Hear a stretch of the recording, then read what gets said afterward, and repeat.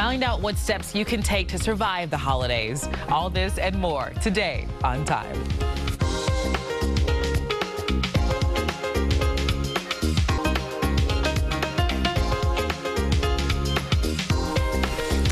Good morning, I'm Gigi Barnett. Welcome to On Time.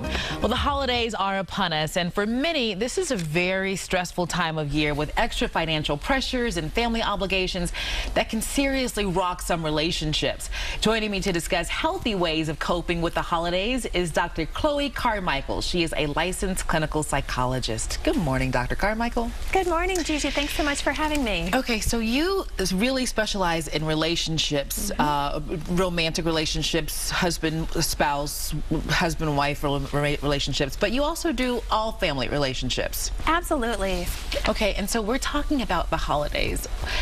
Why is it so stressful for particularly couples? Well, I think during the holidays, there's actually several major stressors for couples. One of them is about family building. So whether it's pop the question and get married or have a baby, sometimes there can be a lot of pressure to have a baby. And then, of course, we've also got issues like family conflict, which sometimes can even touch back to the issues about having a baby. And then finances as well are big holiday stressors. Is it, I guess, do you find that maybe couples are explaining too much to in-laws or to the extended family as to maybe why they're not getting married or why they're not having a baby now, and they probably don't need to do that? That's a great point, Gigi. A lot of times it just has to do with the couple needing to set a boundary. So deciding in advance. It is so important that the couple has a game plan. If you just wait until you're in the situation and letting things unfold, that's when everything can feel even more stressful. So if you know that you've got in-laws that tend to always pressure you about where's my grandchild, you can have a conversation in advance with your spouse and say, what are we going to do when those inevitable baby making questions come up? And then you can have even just a little script where you might even literally join hands and say, Mom, we are just as eager as you, and you'll be the first to know. Right, right. What is it about those intimate gatherings? Maybe you're at the table or you're in the living room around the Christmas tree that just kind of make things get a little more dicey. Exactly. It can become a real pressure cooker situation because sometimes we do feel that need to have the most perfect holiday season. And of course, we're thrown together in situations with people that we might not even have seen for most of the year, or sometimes even by choice. Right. So it brings us together, which is great, but that can also add some relationship stress. Okay, so you said that there are get-togethers and how you can deal with them. You said couples should, number one, you said have a timeout option. What is that? Sure, the timeout option is a really good one, actually. It's more for an individual. So say, for example, that you're going to the holidays and you have a difficult mother-in-law, but you don't want to let your tension with your mother-in-law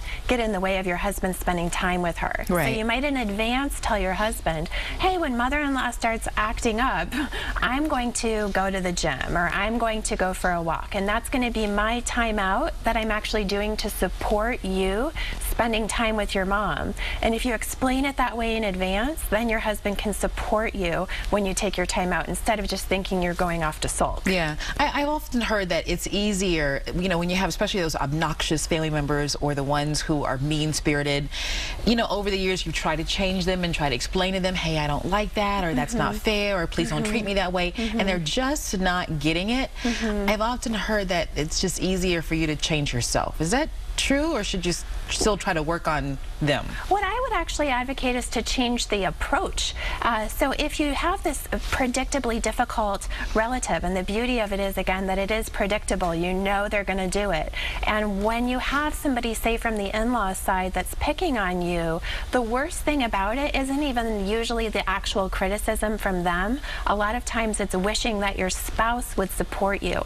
And your spouse often wants to support you, but just doesn't know how. So again, having a game plan in advance where you might say, you know, honey, when your mom starts making those comments about, say, my weight, it would really help me if you would say, Mom, Julie and I are really happy the way that things are, and we don't want to hear anything about it. And so having your husband stand up for you is a big help. And so having that advocate, the people who can be an advocate, whether it's your husband or your wife, do they know they should, or they just don't want to hurt their parents' feeling or the relatives' feeling? Oftentimes they don't know they should, because remember, they've been dealing with this difficult person their whole life. Right. And so they might have had a strategy of dealing with it by just being silent, and that was fine for them, but it's not fine for you. Right. So if you tell them, you know, what would really help me is if you would say this, or if you would do this, they want the tools. Usually, if you can frame it in a nice way, then they want to help. Right, I see. So you've had 35 years to deal with your mother. I've only had 5. Help. Exactly, exactly. And you can, the key is to really tell them exactly what would help, so that they can say, hey Mom,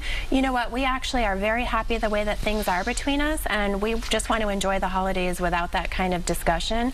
And that makes the spouse who's getting criticized feel like they're not alone, and that makes a huge difference. Okay. Gift giving, that's a toughie. Because, I mean, you know, you may have, you know, you may want to give someone something, or maybe the budget says you can't. How do you finagle? What's the strategy for gift giving? Sure, gift giving is super loaded around the holidays, because we all want to give gifts. We all want to go over the top, but at the same time, we don't want that financial hangover. Right. So I encourage couples, again, to plan ahead. The more that we can plan ahead, the more that we can manage stress and work together as a team. So I actually encourage couples to have what I call a Santa party, where the two of you get together. Maybe you have some cocoa or some wine, whatever's best for you. Maybe some hard alcohol. Some food, some hard alcohol if need be. And you make a list together of all the people that you want to give gifts to, and just make it all on paper.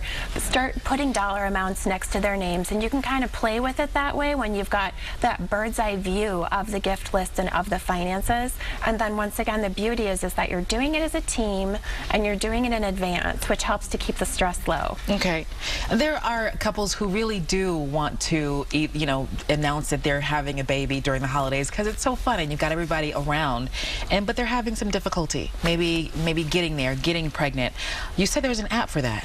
Absolutely. It's a really wonderful app. It's called the Fruitful Way App, and the Fruitful Way App helps couples to manage their fertility calendar, because it is actually can be there's a lot of work. You have to have sex during your fertile window, you have to take your supplements, there's all these things, and then you're trying to juggle the holidays on top of it. So the Fruitful Way app actually sends romantic reminders to the couple during the fertile window, so that when they're feeling that pressure to have a baby right around the holidays, they can make sure that they're actually taking the steps they need so that they can make it happen. All right, the Fruitful Way app. Yes, the Fruitful Way app in the App Store. Okay, and the bottom line is have fun and don't kill your mother-in-law. Have fun, don't kill your mother-in-law, and enjoy the holidays. All right, Merry Christmas. Thank you, Dr. Chloe Carmichael, for joining us. Thanks for having me, Gigi. All right, so for more information on if you'd like to contact her, you can reach out to her on Facebook at Dr. Chloe, PhD, and on Twitter at Dr. Chloe.